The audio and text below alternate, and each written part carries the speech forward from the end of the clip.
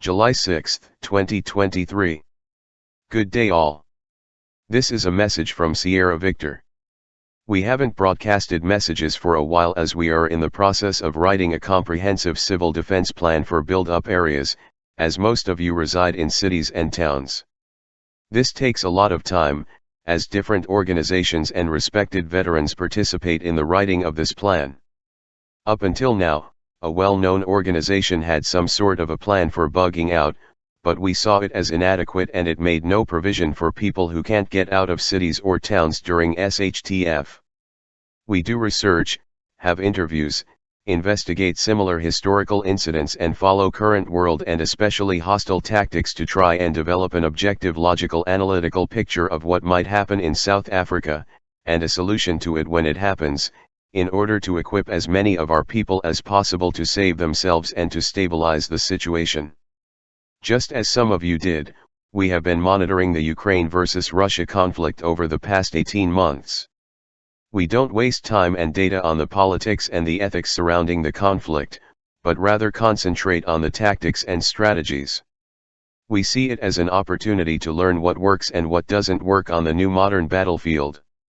Irrespective of the century, culture, warring parties, or level of technology, some basic principles will always be the same.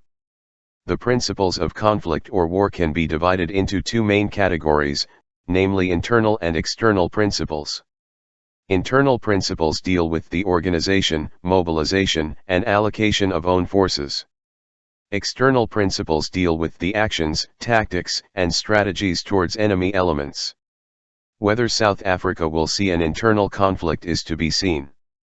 There is constant threats made against us of a white genocide and an unguided leaderless revolution by some politicians. As whites, we are also branded as foreigners and told to leave the country by the current state president who is supposed to see that South Africa is fair to all ethnic groups. Only a fool will not see the warning signs. These enemies of the Constitution have their own private armies already and they train for this so-called ethnic cleansing fairy-tale dream of theirs. We are not intimidated, in fact, we look forward to the so-called event as it will give us, as law-abiding citizens, the opportunity to bring order back to this chaos. Without much further time spent on politics, let's have a look at the internal principles forces must follow and keep in mind during conflicts, should they wish to succeed. Internal principles. Part 1. As mentioned, internal principles is principles to follow when organizing, mobilizing, and allocating resources in own forces. Resources include human capital, movable and stationary assets as well as logistics. Human capital. Human capital is, as the name suggests, humans or individuals caught up in the conflict. Movable and stationary assets is the equipment and resources needed to assist the human capital in achieving their objectives. Logistics. Logistics is the equipment and resources needed to assist the human capital in supporting and holding their objectives. Let's look at each of these in more detail. The scenario is that SHTF just broke out. Human capital.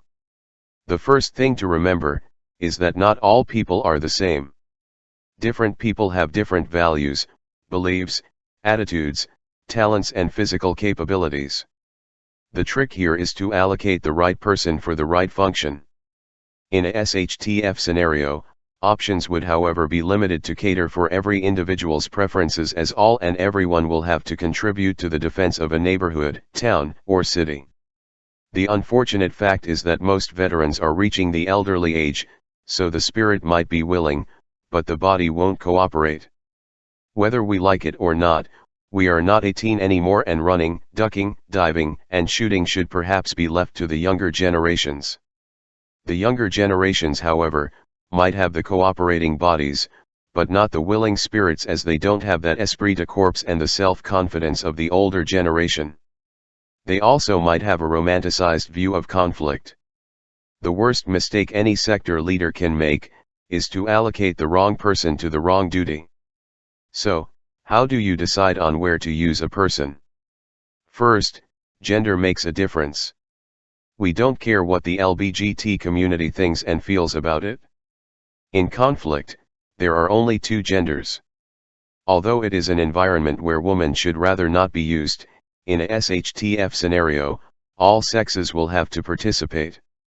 Physical fighting, defending, reconnaissance or scavenging for supplies should be done by men.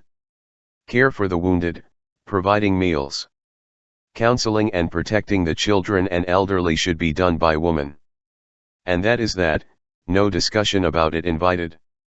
Secondly, expertise comes into the equation.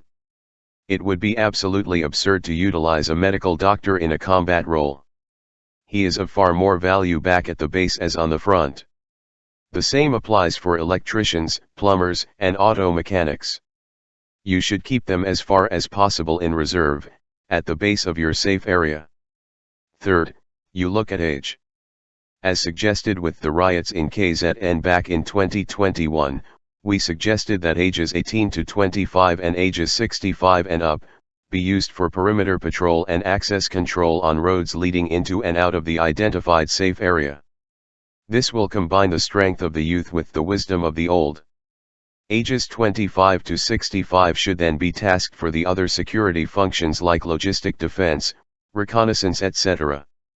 Fourth, you look at physical fitness. Very few of us are fit, but you don't have to be military level fit in the beginning. Times have changed and this conflict will be different. If you can run 400 meters fast, it will mean more than being able to walk 50 kilometers in a day.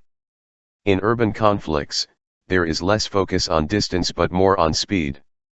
It goes without saying that disabled individuals should rather be utilized in base functions, rather than operational. Once you apply these four criteria to your human capital, you allocate them to different tasks or groups and make sure they understand where, how, when, and why they are needed in that specific function. Each of these groups should have a responsible person to manage the people and the functions in that group correctly and effectively. These group leaders will have to motivate and see to the morale of the people in his group. That would be his only function. In any defense or offense operation, each supporting function or group must be allowed to concentrate and focus on their part of the effort. If each group do just that, success is within reach. Like the different parts of an engine, each work together to make the car run. None is more important than the other, all is needed to move forward. Thank you for listening or reading this message. Please feel free to use and distribute as needed. Our messages are not by any means enticing you to a revolution of sorts, but rather to equip you with the necessary theoretical background in order to assist local armed forces or police in stabilizing a SHTF situation. Please contact any admin on any Sierra Victor group for our previous material or search for our channel on YouTube. In our next message we will continue with Internal Principles, Part 2. We wish you well. Sierra Victor.